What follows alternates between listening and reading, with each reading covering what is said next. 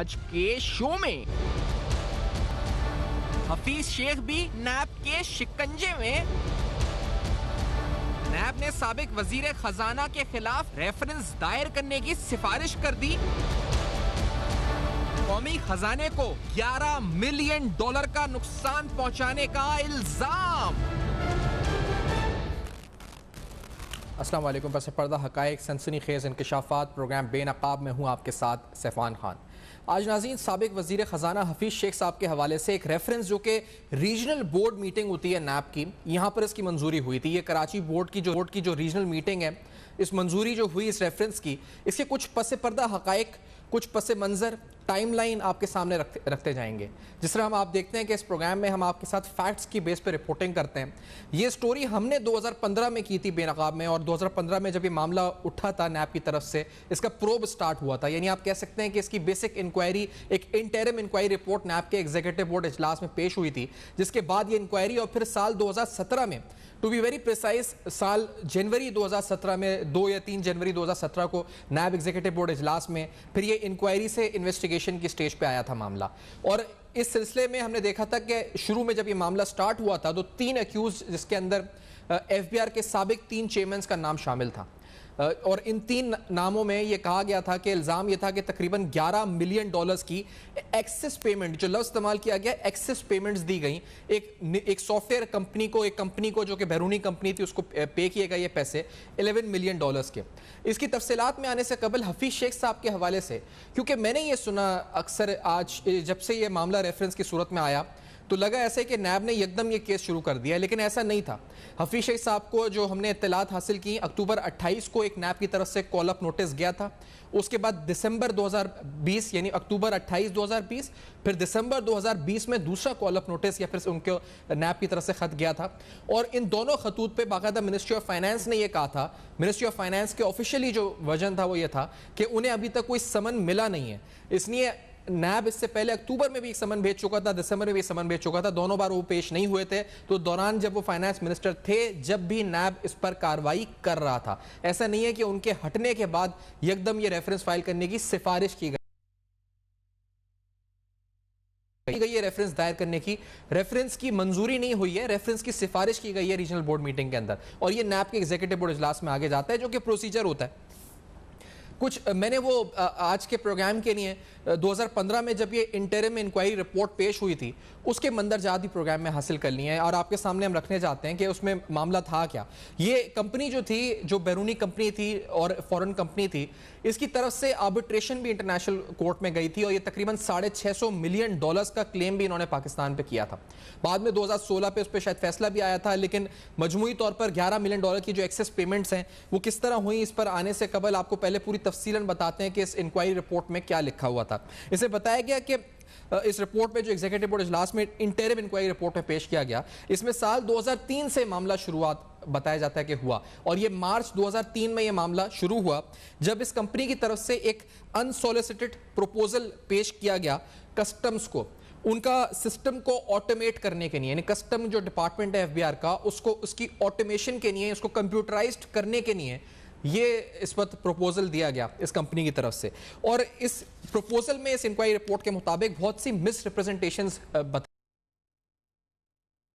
गया, और इस बुनियाद पे ये कंपनी, इस रिपोर्ट में लिखा हुआ है कि कॉन्ट्रैक्ट हासिल करने में कामयाब हुई थी। बिडिंग प्रोसेस के दौरान तकरीबन 47 और मल्टीनेशनल्स, बड़ी कंपनीज हैं, नाम मेरे पास मौजूद हैं, जिन्होंने एक्सप्रेशन ऑफ इंटरेस्ट जाहिर किया था बिडिंग प्रोसेस के वक्त, लेकिन क्योंकि इस कंपनी ने कुछ मिस रिप्रेजेंटेशन बताई थी नैब की रिपोर्ट के मुताबिक, इस वजह से इस मिस रिप्रेजेंटेशन की बुनियाद पर यह कंपनी कॉन्ट्रैक्ट हासिल करने में बिडिंग के दौरान कामयाब हो गई थी। उन 47 कंपनी से बड़े बड़े नाम हैं जो मेरे पास लिखे, लेकिन शायद उनको बताने के साथ फायदा नहीं। कुछ ने उस वक्त एहतजाज भी किया था इस मामले के ऊपर, और फिर मैंने जिस तरह कहा कि एक पायलट प्रोजेक्ट इस कंपनी को अवार्ड हो गया ऑन द बेसिस, जो रिपोर्ट में लिखा है, on the basis of such मिसरिप्रेजेंटेशंस।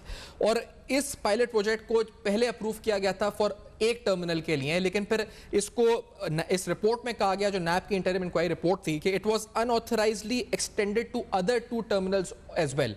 इसमें 2 एफबीआर के ऑफिशियल्स का नाम शामिल है, कहा गया कि जिनकी मंजूरी के बाद इसको एक्सटेंड किया गया 2 और टर्मिनल्स तक, जहां इजाजत नहीं थी पायलट प्रोजेक्ट सिर्फ एक टर्मिनल के लिए था, लेकिन मजीद 2 तक इसको एक्सटेंड कर दिया गया और इसमें कुछ एफबीआर के ऑफिशियल शामिल थे जिन्होंने ये किया था। और ये भी साल जो 2003 से मामला शुरू हुआ है, जबकि हम आपको बता रहे हैं कि किस तरह से मामला हुआ था। इस रिपोर्ट में जो 2015 में पेश हुई तफसीलात आपको सामने रख रहे हैं। फिर ये बताया गया इस रिपोर्ट में कि incidents of corruption, fraud and misdeclarations were being reported and concerns were being raised regarding the risk inherent in the PACCs, यानी सॉफ्टवेयर के अंदर जो भी उन्होंने फराम किया था ऑटोमेशन का, उसके अंदर करप्शन, बदउनवानी, फ्रॉड, मिसडिक्लेरेशंस और रिस्क जो इनहेरिट था, वो तमाम कंप्लेंट्स आना शुरू हो गई। जिसके बाद बताया जाता है कि मिनिस्ट्री ऑफ फाइनेंस ने रिपोर्ट में लिखा है कि मिनिस्ट्री ऑफ फाइनेंस ने डायरेक्ट किया कि एक इंक्वायरी कंडक्ट की जाए to ascertain as how the pilot project had been awarded to a warehousing and tracking company. एक जो बाहर की कंपनी थी, इसको ये किस तरह मिल गया, जो कि वेयर हाउसिंग और ट्रैकिंग कंपनी थी, ये कॉन्ट्रैक्ट उसको किस तरह मिल गया। मिनिस्ट्री ऑफ फाइनेंस ने कहा कि इस सिलसिले में एक डिपार्टमेंटल इंक्वायरी जो है वो की जाए। फिर इसमें शुरू में बताया गया कि इस कंपनी की तरफ से एफबीआर को बताया गया था कि ये तमाम जो सर्विसेज कंपनी फराम कर रही है, these are free of cost. ये जो $11 मिलियन की फिगर आती है, ये कहां से आई, ये हम इस पर आते हैं, इस पहलू के ऊपर, क्योंकि कहा गया कि ये सारी चीजें फ्री ऑफ कॉस्ट एफबीआर को फराम की जा रही हैं।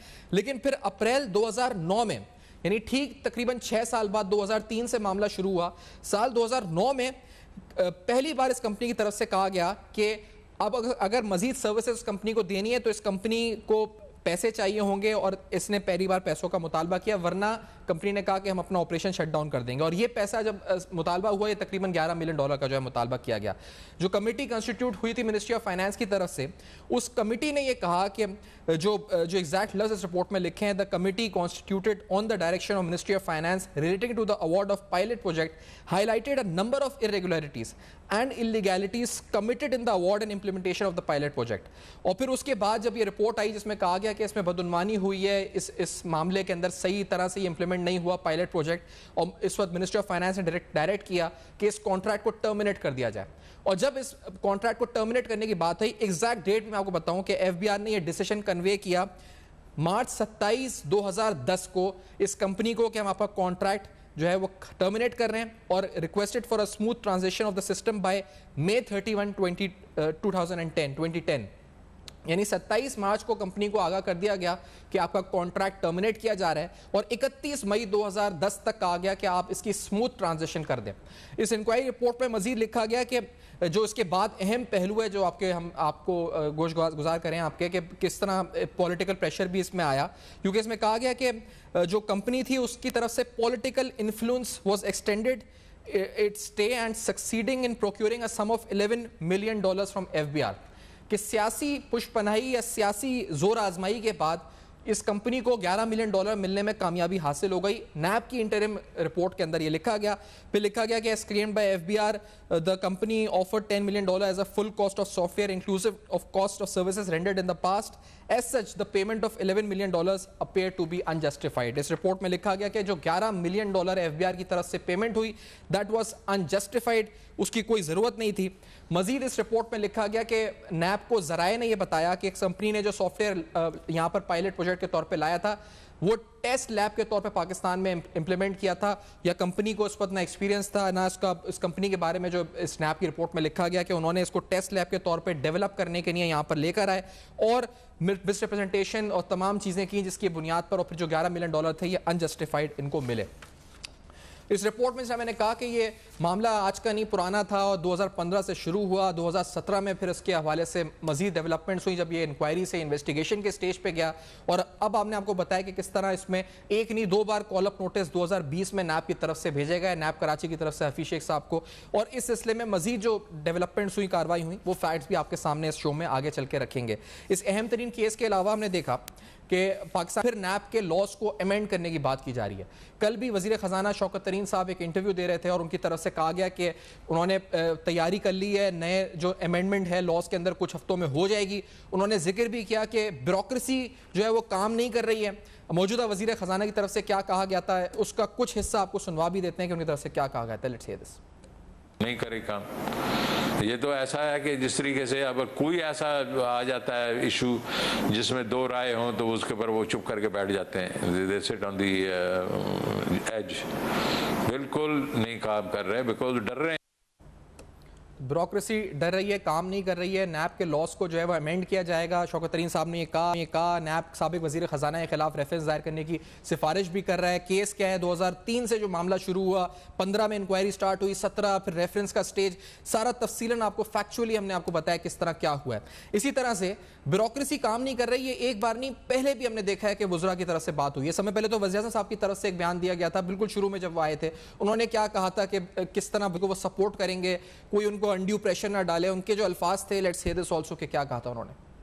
ब्यूरोक्रेट के ऊपर अगर आप इन्वेस्टिगेशन भी करनी है तो उसको किसी सूरत उसको ह्यूमिलिएट ना करें, जलील ना करें। ब्यूरोक्रेट अगर चांसेस नहीं लेगा, काम नहीं करेगा, अगर वो मुश्किल फैसले नहीं करेगा, तो जितनी मर्जी हम पॉलिसीज बनाएं हम तो कामयाब नहीं होंगे। आप पूरी तरह काम करें, कभी भी कोई भी आपकी गलती हो, इंशाल्लाह मैं आपके साथ खड़ा हूंगा। हम इंश्योर करेंगे कि आपके ऊपर किसी तरह का गलत प्रेशर ना पड़े। तो ब्यूरोक्रेसी के काम करने के हवाले से और अनड्यू प्रेशर के हवाले से आज नैब का जवाब भी इस पर तफसीलन आया, एक दो वज़रा ने और भी बातें की हैं, लेकिन ये सब कुछ इस ब्रेक के बाद हम आपको बताएंगे। इस केस के हवाले से ये एक्सेस पेमेंट क्या होती है, इसको नैब के लॉ में क्या कहते हैं, नैब की सज़ा क्या हो सकती है, नैब किस तरह आगे केस में बढ़ सकता है, फिर क्या वज़ीर आज़म को इल्म में नहीं था कि ये केस है 2010 से, वज़ीर आज़म ने किस तरह से वज़ीर ख़जाना जब अपॉइंट कर रहे थे उनको पता नहीं था कि क्या है मामला, और फिर क्या हम देखेंगे कि कुछ दिन बाद जो इस वक्त वज़ीर आज़म के मुशीर हैं, इस वक्त अकाउंटेबिलिटी के शहजाद अकबर साहब, वो आके हफीज़ शेख साहब पर भी प्रेस कॉन्फ्रेंस करेंगे, जिस तरह हमजा शहबाज पर, जिस तरह शहबाज शरीफ पर, मरीम नवाज पर वो करते हैं। ये सारे सवालात के साथ हाजिर होंगे इस ब्रेक के बाद, हमारे साथ रहेगा। वेलकम बैक, आप देख रहे हैं बेनकाब, और आज बेनकाब में तफसीलन आपके सामने हफीज़ शेख साहब पर जो केस है उसकी सारी तफसीलात। मार्च 2003 से कॉन्ट्रैक्ट अवार्ड हुआ, नैब की इंटरिम इंक्वायरी रिपोर्ट में क्या कहा जा रहा है, इन्वेस्टिगेशन कब, इंक्वायरी कब हुई, फिर इन्वेस्टिगेशन में टर्न कब हुई, फिर रेफरेंस और फिर कॉल अप नोटिस जो मुख्तलिफ औकात में 2020 में भेजे गए, सारी तफसीलात रखी। राजा आमिर अब्बास साहब इस वक्त हमारे साथ मौजूद हैं, एक्स डिप्टी प्रोसिक्यूटर जनरल नैब हैं, एडवोकेट हैं सुप्रीम कोर्ट के। हमारे साथ शहजाद भट्टी साहब साबिक डीजी में साथ मौजूद हैं। राजा साहब ये बताइएगा कि हम तो समझते थे बड़ा इस वक्त जो जिसे कहा जाए कि जो प्रोसेस है यहाँ पर कैबिनेट मेंबर्स की सिलेक्शन का, वो बड़ा थोरो है, बड़ा डिटेल्ड है, एक कि इस वक्त कहा जाए कि बाजी को परखा जाता है, फिर उसके बाद सिलेक्शन होता है। तो हाउ कम दिस इतना बड़ा रेफरेंस या जो भी मामला था 2015 से चल रहा था, क्या इमरान खान साहब को ये आगाह नहीं था इस बारे में कि ऐसा कुछ रेफरेंस है, या पता था, उन्होंने कहा कोई इंपॉर्टेंस नहीं है, क्या बात है, ये किस तरह हुआ पे सिलेक्शन अगर ये पहले से था रेफरेंस? तो देखिए, ये काफ़ी हैरानगी की बात है कि जब इतने हाई प्रोफाइल सिलेक्शंस होती हैं तो डेफिनेटली ये चीज़ें हुकूमत के नॉलेज में होती हैं। अब ये है कि क्या इमरान खान साहब को ज़ाती तौर पे बताया गया या नहीं, या जो अभी मौजूदा हमारे फाइनेंस मिनिस्टर हैं, क्या इनके ख़िलाफ़ भी नैब की कोई इंक्वायरीज़ वगैरह है, क्या ये बताया गया इमरान खान साहब को? नहीं। And on top of that NAB इंतज़ार करती रही कि जब वो मिनिस्टर थे तो कुछ ना किया जाए, नैब इंतज़ार करती रही कि जब वो सेनेटर बन रहे थे खामोश बन के बैठी रही, और पिछले 7 साल से नैब इस केस को अपनी किसी अलमारी में रख के बैठी हुई थी कि वन फाइन मॉर्निंग उसको याद आ गया कि अब इसमें रेफरेंस। तो ये वो तमाम चीज़ें हैं कि हर शख्स को, अदारे को भी देखना हो कि जी क्या बात है, 2013 2015 की चीज़ें हैं और ये इतने अरसे बंद रहीं, तकरीबन 4 साल तो मौजूदा चेयरमैन को हो गए, क्या उनके इल्म में नहीं था कि जो फाइनेंस मिनिस्टर हैं इनके खिलाफ तकरीबन 2 अरब रुपए के करीब का ये केस बन रहा है, साबका 2 FBR के चेयरमैन हैं, उनके खिलाफ ये केसेस है। आज जैसे आपने अपने इंट्रो में कहा कि जी ब्यूरोक्रेसी डरी हुई है, ब्यूरोक्रेसी इसलिए डरी हुई है कि पहले वो इस किस्म के काम करती थी कि बग़ैर गवर्नमेंट की सेंक्शन के, बग़ैर अप्रूवल्स के, बग़ैर पेपरा रूल्स को फॉलो किए हुए वो मिनिस्टर्स के और सियासी प्रेशर में आके सिग्नेचर्स करते थे और मुल्क को और हमारे और आपके पैसे को अरबों रुपए का नुकसान पहुंचाया जाता था। अब उन्हें समझ आ रही है कि इसमें अगर करेंगे तो इसमें हमारी पकड़ होगी, और इस पकड़ के डर से वो कहते हैं कि जी हम काम नहीं करेंगे, और ये बात कर देनी कि जनाब हम इसमें नैब के कवानीन में तरमीम ला रहे हैं कि लोगों के लिए एक ईजी हो जाए। भाई एक अनफॉर्चुनेट बात जो मुझे नज़र आती है, तरमीम लाना या कानून साजी करना इस मुल्क के इलेक्टेड रिप्रेजेंटेटिव्स की बात है, और ऐसे लोग जो इलेक्टेड नहीं हैं वो आते हैं और टीवी पे आके कह देते हैं कि जनाब हम कानून साजी करेंगे, हम इस कानून को बदल देंगे।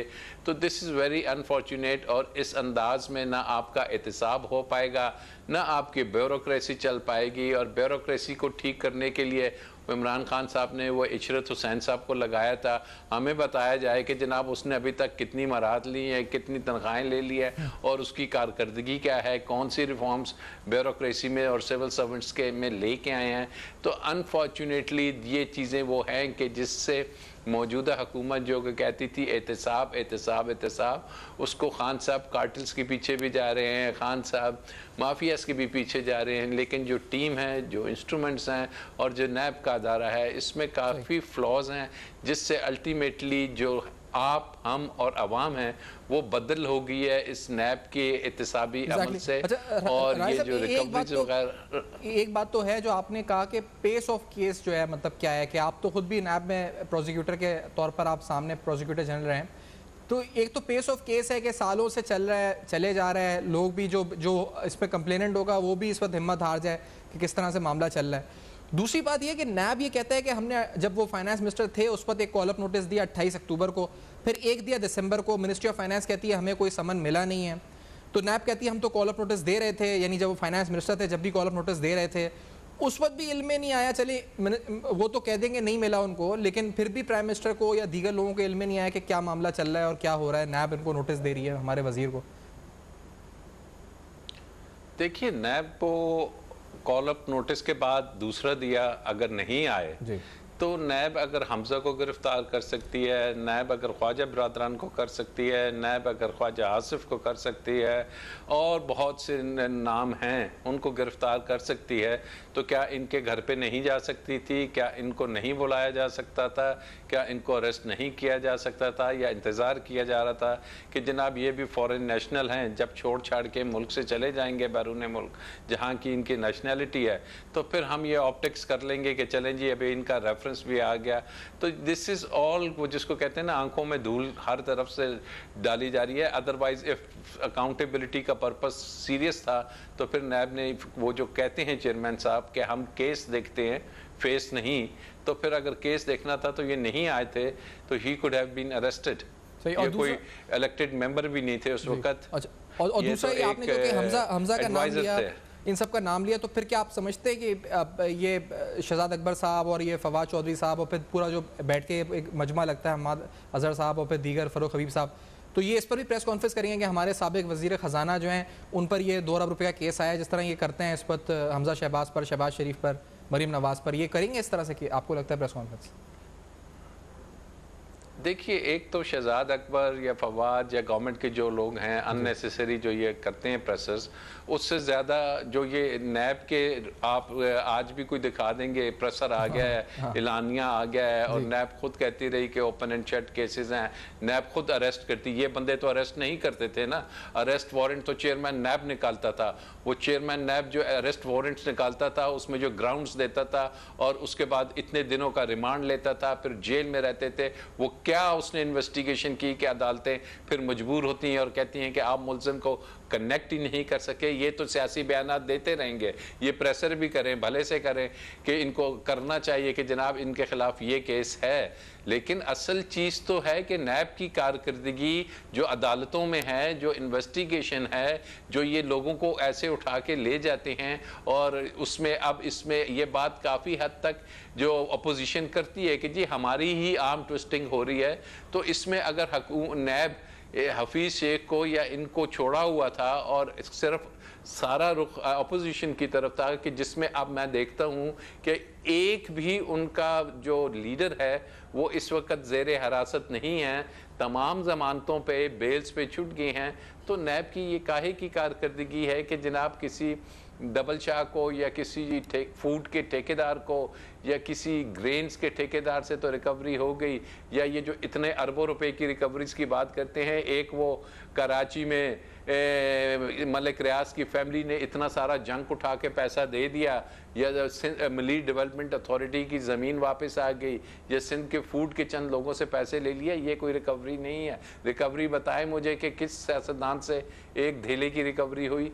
रिकवरी मुझे बताएं कि वो नैब ने क्या किया कि वो जो फ्लैट्स एवनफील्ड के जब्त हुए हैं उसमें क्या कार्रवाई की। अब तो मियां नवाज शरीफ की अपील भी डिसमिस होगी, क्या वो वहाँ से जाके कुछ करवाया? तो ये वो चीज़ें हैं कि नैब के जो महकमा है उसने अवाम का कॉन्फिडेंस गेन करना है, अवाम को रिकवरी से नहीं है, अवाम को है कि इस मुल्क में बड़े लोगों का एहतसाब होता है या नहीं होता। एग्जैक्टली कुछ फिगर्स हैं जो नैब ने अपनी प्रेस रिलीज में आज भी जारी की हैं, लेकिन मैं उस पर आऊँगा जब अगले सेगमेंट में। लेकिन शहजाद भट्टी साहब आपको शामिल करते हुए गुफ्तगू में, भट्टी साहब ये फिर मामला आपकी नज़र में क्या है? जिस तरह राजा साहब बता रहे थे, बड़े बेहतरीन तरीके से सही भी बोल रहे हैं कि सालों से ये केस चल रहा है, 15 में प्रोब स्टार्ट होता है, एक इंटरिम इंक्वायरी रिपोर्ट आती है, वो मेरे पास मौजूद है, अभी मैंने पढ़ के सुनाई इंट्रो में।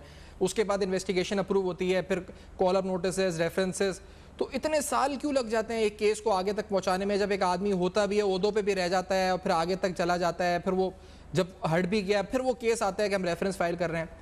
तो ये क्या माजरा है? अपने SOPs में तो नैब कहता है हम 6 महीने 9 महीने में केस खत्म करते हैं, रेफरेंस तक आ जाते हैं। बिस्मिल्लाहिर्रहमानिर्रहीम। सफ़ान, बात आपकी भी सही है और राजा साहब ने भी बात बड़ी सही की है। हो सकता है नैब की कारकर्दगी में बहुत सारी रिक्वायरमेंट्स हैं और बहुत सारी आला अदालतों ने नैब की कारकर्दगी के ऊपर तनकीद भी की है, लेकिन एक चीज़ याद रखिए कि ये वाइट कॉलर क्राइम है। इसमें बाज़ औक़ात जो कलेक्शन ऑफ एविडेंस है वो किसी न किसी वजह से पहुंच रही होती नैब तक, और ये नहीं होना चाहिए, क्योंकि जो इन्वेस्टिगेटर को सिखाया जाता है वो यही होता है कि चाहे कितने ही गुनाहगार छूट जाए, लेकिन एक बेगुनाह जो है उसको नहीं उसके ऊपर हाथ नहीं डालना चाहिए। तो इसलिए ये बहुत ही नाजुक मामला होता है, वाइट कॉलर क्राइम है। इसमें ऐसा नहीं है कि जी आला कत्ल मिल गया और 2 गोलियों के खोखे मिल गए तो आप कह देते हैं कि जी ये चीजें सारी साथ लग गई और हो गया। पूरी मनी ट्रेल, पूरे कॉन्ट्रैक्ट के पेपर्स, पूरी चीजें स्टडी करनी पड़ती हैं और उसमें टाइम लगता है, पहली बात। दूसरी बात ये होती है कि जब इस दूसरी बात से पहले सर, ये एक्सेस फी का जो लफ्ज है भट्टी साहब, ये इसका मतलब क्या है कानूनी तौर पे? एक्सेस मिसयूज ऑफ अथॉरिटी है, चले समझ में आता है, करप्शन है। एक्सेस फी क्या है? ये $11 मिलियन जो लफ्ज इस्तेमाल हो रहा है इसमें। देखिए, मैंने क्योंकि ये पूरी डिटेल इस केस की नहीं पढ़ी है, मैं इसके ऊपर तो नहीं कह सकता कि ये क्या चीज है, लेकिन मैं नीचे से आता हूं। जब आपने वो बात राजा साहब ने भी की है, कानून की अमेंडमेंट के ऊपर भी बात की है, जो मिसयूज ऑफ अथॉरिटी है जो इसके अंदर डिस्क्राइब की गई है NAO के अंदर, वो इस चीज को सामने रख के की गई थी कि फाइल क्या कहती है। देखिए, कभी भी बाद में कोई आदमी ये साबित नहीं कर सकता कि मैंने एक गुड फेथ में कोई चीज साइन की थी या बैड फेथ में साइन की थी। वो वहां से फाइल सिर्फ ये बताती है कि ये साइन हुआ था और इसका रिजल्ट ठीक नहीं निकला है। याद रखिए कि इवन ये आज से नहीं, 2002-2003 में भी जब शौकत अजीज साहब प्राइम मिनिस्टर से, तो उस वक्त भी ब्यूरोक्रेसी उनके पास गई थी और शौकत अजीज साहब ने भी एक बड़ा इस तरह का बयान दिया था कि जी नैब बड़ा रिडिक्यूल करती है। ये बड़ी अहम बात है जो आप कर रहे हैं इस वक्त बयान, लेकिन मुझे एक ब्रेक लेना है मुख्तसर सा, तो मैं इस ब्रेक के बाद आता हूं। तो आप ब्यूरोक्रेसी वाले पार्ट पर आ रहे हैं, नैब के लिंक करने की जो बात आई है सामने। आफ्टर दिस ब्रेक हम आते हैं नाज़रीन, इस पहलू पर भी नैब का एक जवाब भी आया है, वो भी आपको दिखाएंगे कि नैब ने आज इस जवाब में क्या कहा है फाइनेंस मिनिस्टर के बयान के ऊपर। आफ्टर दिस ब्रेक हमारे साथ रहिए। वेलकम बैक, आप देख रहे हैं बेनकाब, और आज बेनकाब में तफसीलन हफीज शेख साहब पर जो केस बना है उसकी शुरुआत कहाँ से हुई, किस तरह इंक्वायरी, इन्वेस्टिगेशन और फिर रेफरेंस तक ये मामला पहुँच चुका है, कॉल अप नोटिस कब इशू हुए, डिटेल टाइमलाइन आपके सामने हमने रखी है। ब्यूरोक्रेसी का जिक्र हुआ है तो आपको बताते चलें, शेख रशीद साहब जो वज़ीर दाखिला हैं उनकी तरफ से भी बयान आते रहे। मैंने वज़ीर साहब का बयान सुनाया, तरीन साहब का कल वाला बयान सुनाया। शेख रशीद साहब ने ब्यूरोक्रेसी पर क्या बोला था, लेट्स हियर दिस आल्सो। हमें ऐसा कानून लाना चाहिए कि जिस आदमी ने ये समरी पास किया है या जिस आदमी ने ये बिल क्लियर किया है उस पर हमारा हाथ जो है वो हल्का हो, और ये सारा कुछ मसला जो है ये पिछले 10 सालों में हुआ है, आज कोई नहीं कर रहा जी। किसी को कोई फाइल भेज के देख ले, किसी को कोई फाइल भेज के देख ले। हम तो चले सीनियर पॉलिटिकल वर्कर हैं, हमारा एहतराम करते हैं, क्योंकि ये सारे जो इस वक्त 22 ग्रेड के आला अफसरान हैं ये हमारे आगे बच्चों की तरह ये AC/DC थे, और ये कोई भी ऐसे नहीं है जो हमारे सामने AC/DC नहीं लगे हमारे शहरों में, हमारे गिरदोनवा में। लेकिन मैं आपसे 100% इत्तफाक करता हूँ कि ब्यूरोक्रेसी के खदशात दूर करने होंगे, और ब्यूरोक्रेसी जो है वो सरेंडर किए बैठी है और दस्तखत नहीं कर रही है और फाइलों को वैसे ही घुमा रही है। आज नैब की तरफ से इस सिलसिले में जवाब आया है। नैब ने कहा है कि जो ये बयान जो है, जो शौकत तरीन साहब ने जो बयान दिया उसकी वजाहत में नैब ने कहा है कि जो बयान था कि नैब की वजह से ब्यूरोक्रेसी काम नहीं कर रही, उसकी तरदीद की है, कहा है कि मनगढ़ंत है, बयान हकायक के मनाफी है। और एक फैक्ट उन्होंने रखा है सामने के 1273 के करीब रेफरेंसेस ज़ेर समात हैं 1300 अरब रुपए के, और उसमें वो कहते हैं कि ब्यूरोक्रेसी के खिलाफ मुकदमात ना होने के बराबर हैं, ना होने के बराबर है, अप टू 0% आप कह सकते हैं कि हैं। और फिर नैब ने आगे कहा है एक इंपॉर्टेंट बात कि नैब ब्यूरोक्रेसी जो है वो किसी भी मुल्क के लिए ब्यूरोक्रेसी जो है वो रीढ़ की हड्डी की हैसियत रखती है। शहजाद भट्टी साहब, तो ये अगर 1273 केसेस में से वो कह रहा है कि है ही नहीं ब्यूरोक्रेसी के खिलाफ रेफरेंसेस या बहुत कम है, तो फिर इतना शोर क्यों है ये कि मतलब ब्यूरोक्रेसी काम नहीं कर रही और डरी हुई है और चल नहीं रहा मामला, नैब के लॉस चेंज किए जाएं? भट्टी साहब, सफान बात यह है कि आपको ये तो पता है कि करप्शन जो है वो तो हमारी सोसाइटी में एक बुरी तरह फैल चुका है, वॉल्यूम ऑफ करप्शन बहुत बढ़ चुका है, और इसी वजह से हर शख्स जो है जो इन्वॉल्व है इस चीज के अंदर वो नैब से डरता है। जो लोग नहीं इन्वॉल्व हैं वो नैब से नहीं डरते। अब मैं जो बात आपसे की थी कि शौकत अजीज साहब के सामने भी ये बात आई थी, और उस वक्त से लेकर अब तक तकरीबन 18-19 साल गुजर गए हैं, ब्यूरोक्रेसी काम कर रही है और जो अच्छे लोग हैं वो काम परफॉर्म कर रहे हैं और उनकी परफॉर्मेंस बहुत ठीक भी जा रही है और वो माशाल्लाह इज्जत के साथ रिटायर भी हो रहे हैं। तो ये बात नहीं है। और जो नैब ने कहा कि जी परसेंटेज बताई है कि जी ब्यूरोक्रेसी के, मैं इससे इसलिए एग्री नहीं करता, बढ़ भी सकती है, कम भी हो सकती है, जो करप्ट आदमी है उसको नैब को वहां तक पहुंचना चाहिए। लेकिन जो असल चीज है जिस पे राजा साहब ने बहुत इंपॉर्टेंट बात की है वो है अरेस्ट।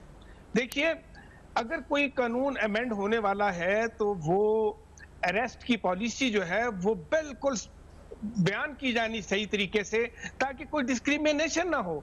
ये ना हो कि कोई शख्स तो अरेस्ट फौरी हो जाता है, किसी स्टेज पे भी इंक्वायरी स्टेज पे हो जाता है, और किसी का रेफरेंस फाइल हो जाता है तो वो अरेस्ट नहीं होता। तो ये बिल्कुल वाजे होनी चाहिए कि कब, किस वक्त और क्यों शख्स को अरेस्ट किया जाए। ये ओपन नहीं होना चाहिए कि जी चेयरमैन की स्वाबदीदी इख्तियारात नहीं होने चाहिए। इसी तरह चेयरमैन की अपॉइंटमेंट का मसला जो है वो आज तक हल नहीं हो सका कि वो कभी कोई उसका तरीकाकार होता था। अल्टीमेटली जो एनओ के अंदर लिखा हुआ है कि जी leader of the house and leader of the opposition जो है उनकी कंसेंट से होगा, और सबको पता है कि लोगों ने बड़ा इतराज किया कि अगर ये दोनों पार्टीज मिल जाती हैं, लीडर ऑफ द हाउस और लीडर ऑफ द ऑपोजिशन, तो फिर कौन जवाबदेह होगा, कैसा चेयरमैन लगेगा। तो ये ऐसी कंट्रोवर्सीज हैं जिनको हल करने की जरूरत है। और ये भी बड़ी इंपॉर्टेंट बात है कि आज देखिए 21 साल के करीब हो गए हैं नैब को बने हुए, उसके कानून को बने हुए 21 साल हो गए हैं। तो जब ये इतना अरसा चलता है तो नजर आता है कि शायद कोई ना कोई अमेंडमेंट की जरूरत है या पॉलिशिंग की जरूरत है या कानून को दोबारा रिविजिट करने की जरूरत है। हालांकि अच्छा, ये जो फिगर है सर, ये जो तकरीबन ये जो फिगर है 502 अरब की 2017 से अब तक की रिकवरी है, अभी राज साहब बता भी रहे थे, ये क्या है? जमीनों की रिकवरीज हैं, कैश रिकवरीज हैं, क्या है ये? बिल वास्ता बिला वास्ता, ये हम जो कह रहे हैं 500 अरब कहाँ गए हैं? देखिए, बिला वास्ता और बिल वास्ता जो बात है वो इस तरह होती है कि जो तो डायरेक्ट नैब के पास पैसे आ जाते हैं वो तो गवर्नमेंट एक्सचेकर में इस तरीके से चले जाते हैं। दूसरी ये होती है कि जी बैंक डिफॉल्ट थे, बैंक को रिकवरीज हो गई, या लोगों के पैसे थे, या जमीनें थी। जैसे अभी रिसेंटली आपको पता है कि कराची के अंदर बहुत सारी जमीनें जो हैं वो वागजार करा के नैब ने लोगों ने वापस की हैं, जो करप्शन की थी, जो उन्होंने करप्शन के जरिए उनके ऊपर कब्जा किया हुआ था, तो वो नैब ने लेके तो गवर्नमेंट को दिलवा दी हैं। और इसी तरह बाजुकात प्रिवेंटिव होता है कि जी एक आपने केस पकड़ लिया और उसमें इतना नुकसान हो सकता था, उसको आपने फौरन रुकवा दिया है। तो ये बहुत सारी इस तरह की चीजें हैं। या लोगों के, सबसे ज्यादा तो लोगों को जो स्कैम थे जिसके अंदर पब्लिक एट लार्ज के केसेस थे, लोगों को रिलीफ। अच्छा, आपने अरेस्ट की बात की भट्टी साहब, मैं राय साहब की भी राय पे जाना चाहूंगा। राय साहब, आपने भी जिक्र किया था ये अरेस्ट वाली बात का। दूसरी अहम बात राय साहब ये भी है कि जो शख्स है जिसके खिलाफ इंक्वायरी या इन्वेस्टिगेशन या रेफरेंस जो भी मंजूर हुई है, और अगर वो प्रोसेस इतना, अभी शाह भट्टी साहब कह रहे थे, वो इसलिए हो जाता है लंबा कि वो चाहते हैं कि कोई बेगुनाह या कोई इनोसेंट आदमी ना फंस जाए। और जैसे ये केस है 15 से शुरू हुआ है, 21 7 साल होने को आ रहे हैं। अब जिनके नाम इसमें हैं, 3 साबिक आपके FBI के चेयरमैन है, 2-3 और भी नाम है इस केस में, फिर से हफीज शेख साहब, ये लोग तो अब आपके जिसे कहा जाए कि इनके ऊपर तो धब्बा लग गया ना। अब वो जितने साल लगे हैं उसको कि रेफरेंस बने, 7 साल तो ये लग गए। अब रेफरेंस की हेयरिंग शुरू होगी अकाउंटेबिलिटी कोर्ट में, फिर उसे फैसला आएगा, तो 10 से 15 साल 12 साल वो शख्स जो है इस वक्त उस पर धब्बा लगा हुआ है, वो आगे ओहदा रखे नहीं रखे, रखे तो मोरल सवालात, एथिकल सवालात उठना शुरू हो जाए, कानूनी तो कोई नहीं है। तो इसका भी कोई एसओपी नहीं होना चाहिए राय साहब? देखिए फैजान, ये जो इनोसेंट ना पकड़ा जाए ना, नैब को इनोसेंट सिर्फ ये बड़े लोग इनोसेंट नजर आते हैं। आप देख लें कि जो नीचे के तबके होते हैं, पटवारी, तहसीलदार, वो कितने सैकड़ों मैं गिनवा सकता हूँ, कितने केसेस मैं कर रहा हूँ जिनको 7-7, 8-8 इनके बंदे जाते हैं और उठा के रात को ले आते हैं। तो इनोसेंट की बात नहीं, धब्बा का कोई मसला नहीं, धब्बे लगते हैं। जो आदमी करप्शन में इन्वॉल्व है उसको पता है कि ये धब्बा लगेगा, और नैब जो मौजूदा नैब है ये तो वो धब्बे साफ करने के लिए बैठी हुई है। आप ब्यूरोक्रेसी की बात करते हैं, कैसा था सबसे बड़ा वो जो गॉड फादर ऑफ ब्यूरोक्रेसी का था फवाद हसन फवाद, वो किधर गया? क्या नैब ने कर लिया? क्या उसका किया? वो दूसरा जो उनसा था वो लाहौर में वो साफ पानी पीने वाला, उसका केस का क्या हो? आहा चीमा, उसका क्या हुआ? तो ब्यूरोक्रेसी के साथ अगर नैब ये कहती है कि जी 1% भी केसेस नहीं, तो अगर आप वाइट कॉलर क्राइम को समझें तो फिर आपको नजर आएगा कि बगैर ब्यूरोक्रेसी के कोई फाइल मूव ही नहीं कर सकती। और ये कैसे, यही वो वजह है कि अगर आप ब्यूरोक्रेट को उसमें फरीक नहीं बनाएंगे तो कल को वो सियासतदान बरी हो जाएगा। एक तरफ कहा जाता है कि जी ब्यूरोक्रेट्स के खिलाफ नैब के कवानीन में तरमीम होंगी, दूसरी तरफ कहा जाता है कि जी बिजनेसमैन के खिलाफ नैब एक्शन नहीं लेगा, वहां पे तरमीम होंगी। तो पीछे फिर रह जाते हैं ग्रेड 16-17 के ऑफिसर्स। तो लिख दें कि जी नैब ग्रेड 16-17 के ऑफिसर्स के लिए, सियासतदानों को ये नहीं सजा दिलाएगा। और this is a big question mark on the institution of NAB. और नैब की जो ये कारकर्दगी 4 साल अब पूरे होने को आए हैं चेयरमैन नैब साहब के। चेयरमैन नैब जो आए थे, मौजूदा हुकूमत कहती थी कि ये लूटे हुए और ये और वो होगा। हमें बताया जाए कि मेगा करप्शन केसेस की बहुत बात की चेयरमैन नैब ने। एक केस को आप बता दें कि 1 to 10 के स्केल पे वो कहीं 5 को भी क्रॉस किया है कि इस लेवल पे केस चला गया हो। अभी तक पहली स्टेज में 4 साल में अड़ा रहा, जमानतें हो गई और चेयरमैन नैब आप चले जाएंगे घर, मजे से 4 साल गुजर जाएंगे। तो किस चीज की नैब, किस चीज का ये एहतसाबी अदारा है? संगीन और अहम सवालात हैं राजा साहब। मैं बहुत शुक्रिया अदा करूंगा, आपने आज वक्त दिया, ज्वाइन किया, शायद ने अहम तरीन केस पे बात भी की और मजमूई तौर पर जो बातें चल रही हैं नैब के हवाले से। वेलकम बैक, आप देख रहे हैं बेनकाब, और आज बेनकाब में आपके सामने तफसीलन हफीज शेख साहब पर जो केस है जो बना नैब की तरफ से 2015 में जो इंक्वायरी और फिर उसके बाद इन्वेस्टिगेशन, सारी तफसीलात आपके सामने रखी। नैब की प्रेस रिलीज में आज कहा गया, जो मैं जिस पर कंक्लूड करना चाहता हूँ, कि नैब के chairman justice Javed Iqbal bureaucracy के हवाले से जो उन्होंने बताया कि नैब की कमिटमेंट्स हैं, उन्होंने कहा कि न सिर्फ ब्यूरोक्रेसी का नैब एहतराम करता है बल्कि उनकी खिदमात को कदर की निगाह से देखता है। मिसाल के तौर पर उन्होंने बताया कि इस वक्त वफाकी सेक्रेटरीज पंजाब के दारुल हुकूमत लाहौर में, सूबाई सेक्रेटरीज सूबा खैर पख्तूनख्वा के दारुल हुकूमत पेशावर में न सिर्फ सेक्रेटरीज से बल्कि खिताब किया, बल्कि उनके तमाम सवालात के तसल्ली बख्श जवाब भी दिए। और नैब ने, जिस तरह मैंने कहा कि 1273 रेफरेंसेस 1300 अरब के, जिनमें से बहुत ना होने के बराबर वो कहते हैं कि ब्यूरोक्रेसी पर जो है इस वक्त केसेस मौजूद हैं। ये वो फैक्ट्स है जो नैब की तरफ से गए, लेकिन दूसरी साइड वो है जो कि मिनिस्टर्स की तरफ से आप जबान सुन रहे हैं, और साथ साथ साबिक वजीर खजाना पर केस की तफसीलात भी आपने जानी। फीडबैक आप दे सकते हैं हमारे फेसबुक, ईमेल्स और ट्विटर पर, जो आपके सामने फ्लैश कर रहे हैं। देखते रहिएगा, अब तक अपना बहुत ख्याल रखिएगा।